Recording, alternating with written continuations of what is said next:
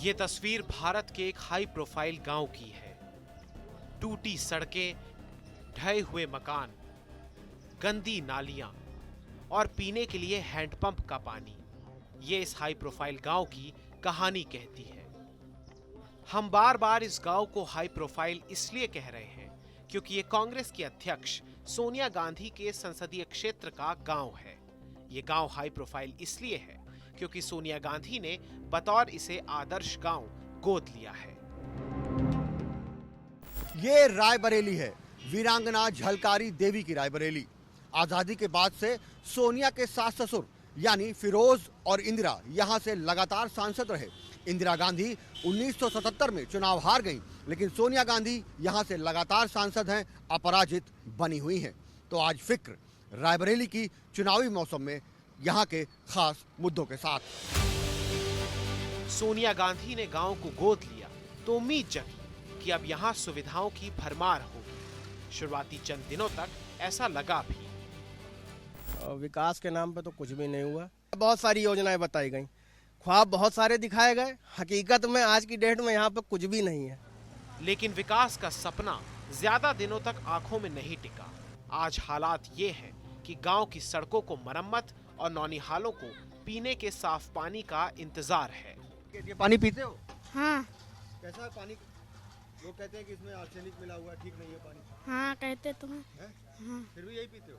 Yes sir, नीक नहीं लगता सर, नीक नहीं लगता। नीक नहीं लगता मतलब अच्छा नहीं लगता?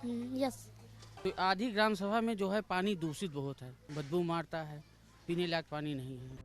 वैसे तो पिछले चंद सालों में सेहत से जुड़ी समस्याओं के कारण सोनिया गांधी किसी कार्यक्रम में कम ही दिखती हैं। इसलिए वो कई सालों से उड़वा गांव भी नहीं आई हैं। इसलिए बीजेपी के नेता सवाल उठा रहे हैं। सोनिया गांधी जिस गांव को गोद लिया है, आप उस गांव की दिशा और दशा देख लीजिए। ये उनके विकास का काम वहीं से पता लग जाएगा। जब वो एक गांव का विकास नहीं कर सकती हैं, तो पूरी लोकसभा का कैसे विकास करेंगी? बीजेपी के इन सवालों के जवाब में कांग्रेस भी सवाल पूछ रही है। कांग्रेस के नेता पूछ रहे हैं कि केंद्र ने योजना के लिए फंड क्यों नहीं दिया। भाई कोई भी चीज है आप केवल घोषणाएं कर देते हैं, हाईलाइट करवा देते हैं और उसके बाद फिर उसको पलट के नहीं देखते कि उसमें आखिर में उस योजना में कोई, जब तक बजट नहीं दोगे, जब तक कार्य योजना नहीं दोगे, तब तक कैसे विकास होगा। फिलहाल यूपी में चुनावी मौसम है, इसलिए इस विवाद के बीच उड़वा गांव में भी सड़कों की मरम्मत शुरू हो गई है। 2014 के बाद सांसद सोनिया गांधी ने इस गांव को गोद लिया तो गांव वालों ने खूब जश्न मनाया और कहा कि अब तो उड़वा विकास की राह उड़ चला। लेकिन सपना अब तक अधूरा ही है। यही है आजादी के बाद हिंदुस्तान की सियासत का स्याह चेहरा।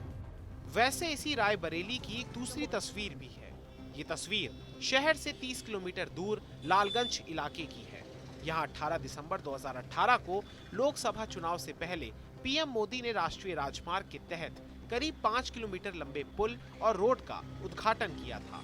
उद्घाटन के साथ ही इस सड़क पर टोल की वसूली भी शुरू हो गई थी। लेकिन लोकसभा चुनाव खत्म होने के बाद जुलाई 2019 में ये रास्ता भी बंद हो गया।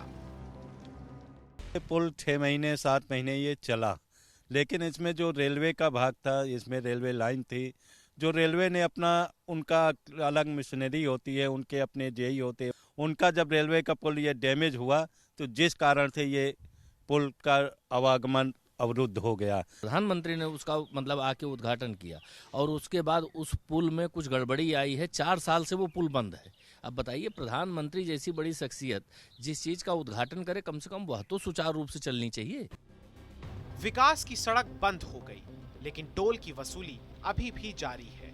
स्थानीय लोगों के लिए ये दोहरी मार है। रास्ता बंद होने से लंबा जाम लगता है, वहीं टोल अभी भी देना पड़ता है।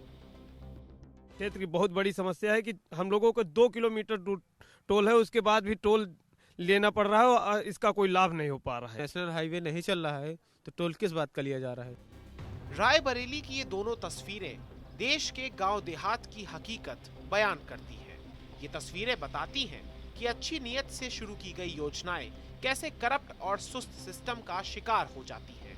ये तस्वीरें सवाल उठाती हैं कि आखिर जोर शोर से शुरू की गई योजनाएं क्यों अपने अंजाम तक नहीं पहुंच पाती है। चुनाव आए तो उद्घाटन हो गया और फिर पुल भ्रष्टाचार की भेंट चढ़ गया। अब फिर चुनाव आए हैं तो मरम्मत का काम शुरू हो गया है। आखिर नेताओं को जनता की फिक्र चुनाव के वक्त ही क्यों होती है? रायबरेली से कैमरामैन मस्तान और रोहित मिश्र के साथ कुमार विक्रांत सिंह।